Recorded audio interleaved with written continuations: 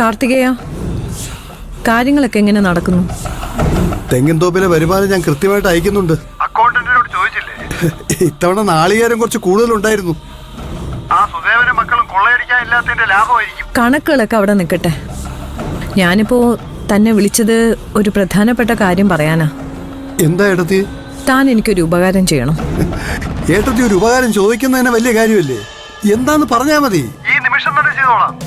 അവിടെ നാട്ടിലൊരു ഉത്സവം നടക്കുന്നുണ്ടോ? ഏതോ ഒരു കാവില്. ഉണ്ട്, ചെമ്പരത്തിക്കാവ് ലക്ഷ്മി അമ്മയുടെ ഉത്സവം. ഏട്ടത്തി വരുന്നുണ്ടോ? ഇവിടെ സൗകര്യങ്ങളൊക്കെ ഞാൻ ഏർപ്പാടാക്കിക്കൊള്ളാം. ഇല്ലില്ല, ഞാൻ വരുന്നില്ല. പക്ഷേ സൂര്യ അങ്ങോട്ട് വരുന്നുണ്ട്, ആ വേലക്കാരിയോടൊപ്പം. ഉത്സവം നടക്കട്ടെ. പക്ഷേ ആ നാട്ടിൽ നിന്ന് അവരൊന്നിച്ച് ഇങ്ങോട്ട് തിരിച്ചെത്തരുത്. എന്റെ മകൻ മാത്രമേ തിരിച്ചെത്താവൂ. എന്താ ഏട്ടത്തി ഉദ്ദേശിക്കുന്നത്? ഇവിടെ വെച്ച് അവരെ തമ്മിൽ വേർപിരിക്കാനുള്ള അവകാശമൊന്നും എനിക്കില്ലല്ലോ. എന്റെ മകൻ മാത്രമേ തിരിച്ചെത്താവൂ എന്നാ ഞാൻ പറഞ്ഞേ. അവളെ എന്ത് ചെയ്യണമെന്ന് കാർത്തികൻ തീരുമാനിക്കുക. മനസ്സിലായി ഏട്ടത്തി. അവളെ ഇവിടെ വെച്ചങ്ങ് തീർത്താ പോരെ? എന്ത് ചെയ്യണമെന്നൊന്നും ഞാൻ പറയുന്നില്ല, അത് കാർത്തികന്റെ മിടുക്ക്.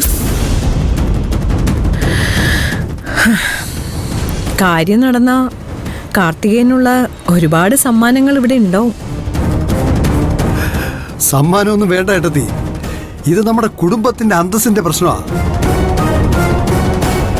അവൾക്കെതിരെ ആരെയൊക്കെ സംഘടിപ്പിക്കണമെന്നും എങ്ങനെ അവളെ അവസാനിപ്പിക്കണമെന്നും എനിക്ക് നന്നായിട്ട് അറിയാം. ഏട്ടത്തി ധൈര്യമായിട്ടിരുന്നോ? മകൻ മാത്രം തിരിച്ചു വരുമ്പോ ഒരാരതി ഒഴിഞ്ഞ് അവനെ കേറ്റണം. ഒരു ബാധ ഒഴിഞ്ഞതല്ലേ?